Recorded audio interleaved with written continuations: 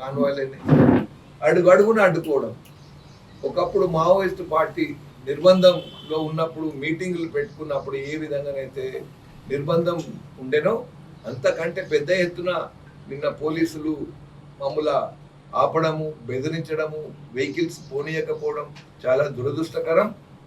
అయినా కానీ ప్రజల ఆశీర్వాదంతో ఇక్కడ ఉన్న తెలంగాణ రైతుల కోసం కేటీఆర్ గారు కన్నెపల్లి పంప్ హౌస్కు చేరుకోవడం జరిగి అక్కడ 1,00,000 క్యూసెక్ల నీరు రెడీలీ అవైలబుల్ ఉన్నా ఏ విధంగానైతే రేవంత్ రెడ్డి ప్రభుత్వం ఆ పంప్ హౌస్లోకి వెళ్ళి నీళ్లు తోడడం బంద్ చేసిండ్రో అది ప్రజలకు తెలిసేటట్టు చేసినందుకు మన నాయకుడు కేటీఆర్ గారికి నిజంగా అభినందన తెలియజేస్తాను.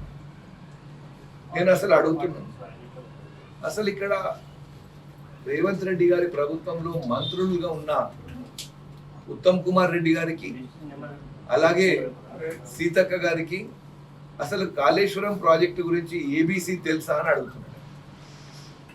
అసలు కాళేశ్వరం ప్రాజెక్ట్ అంటే ఒక మేడిగడ్డ రిజర్వాయర్ ఒకటేనా? మీకు అసలు అవగాహన ఉందా? కాళేశ్వరం ప్రాజెక్టులో మేడిగడ్డ, అన్నారం, సుందిల్ల అనే 3 రిజర్వాయర్లు ఉన్నాయి. 3 రిజర్వాయర్లల్లో మేడిగడ్డ కుంగినాయి, ఒక 2 ఫీట్లు కుంగినాయి. అయినా మీకు తెలియజేయాల్సింది ఏంటంటే 3 రిజర్వాయర్లలో మొత్తము 90,000 కోట్లు ఏదైతే ఖర్చు పెట్టిందో బీఆర్ఎస్ ప్రభుత్వం, దాంట్లో 10% మాత్రమే 3 రిజర్వాయర్లకు అనే విషయం మీకు తెలుసా? 10,000 కోట్లు మాత్రమే ఈ 3 రిజర్వాయర్లకు ఖర్చుతారు. 80,000 కోట్లు చాలా పనులు ఉన్నాయి దాంట్లో. ఇంకా మైనర్ రిజర్వాయర్స్ ఉన్నాయి, పంప్ హౌజ్లు ఉన్నాయి, బాహుబలి పంప్ హౌజ్లు ఉన్నాయి, గాయత్రి పంప్ హౌజ్ ఉంది, అన్నపూర్ణ రిజర్వాయర్ ఉంది, మల్లన్న సాగర్ ఉంది, కొండ పోచమ్మ సాగర్ ఉంది. ఇవన్నీ ప్రాజెక్టులు కలిపితే అయింది కాళేశ్వరం ప్రాజెక్ట్. ఈ అవగాహన లేకుండా ఒక దగ్గర 2 కాలువలు కుంగిపోయి 2 పిల్లర్లు కుంగిపోయినాయని చెప్పి ప్రజలని మభ్యపెట్టి ప్రజలకు మోసపూరిత మాటలు చెప్పడం దురదృష్టకరం అని చెప్పి నేను మీకు తెలియజేస్తాను. అన్నిటికంటే మీరు అర్థం చేసుకోవాల్సింది, కాళేశ్వరం ప్రాజెక్టులో చాలా రిజర్వాయర్స్ ఉన్నాయి. కాన్వాయ్లని అడుగడుగున అడ్డుకోవడం.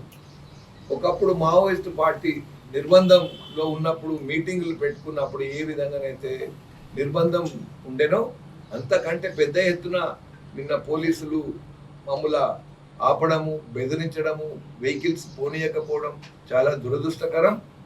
అయినా కానీ ప్రజల ఆశీర్వాదంతో ఇక్కడ ఉన్న తెలంగాణ రైతుల కోసం కేటీఆర్ గారు కన్నెపల్లి పంప్ హౌస్కు చేరుకోవడం జరిగి అక్కడ 1,00,000 క్యూసెక్ల నీరు రెడీలీ అవైలబుల్ ఉన్నా ఏ విధంగానైతే రేవంత్ రెడ్డి ప్రభుత్వం ఆ పంప్ హౌస్లోకి వెళ్ళి నీళ్లు తోడడం బంద్ చేసిండ్రో అది ప్రజలకు తెలిసేటట్టు చేసినందుకు మన నాయకుడు కేటీఆర్ గారికి నిజంగా అభినందన తెలియజేస్తాను.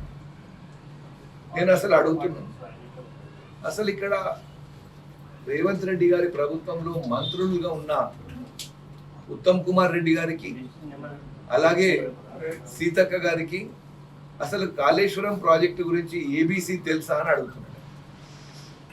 అసలు కాళేశ్వరం ప్రాజెక్ట్ అంటే ఒక మేడిగడ్డ రిజర్వాయర్ ఒకటేనా? మీకు అసలు అవగాహన ఉందా? కాళేశ్వరం ప్రాజెక్టులో మేడిగడ్డ, అన్నారం, సుందిల్ల అనే 3 రిజర్వాయర్లు ఉన్నాయి. 3 రిజర్వాయర్లల్లో మేడిగడ్డ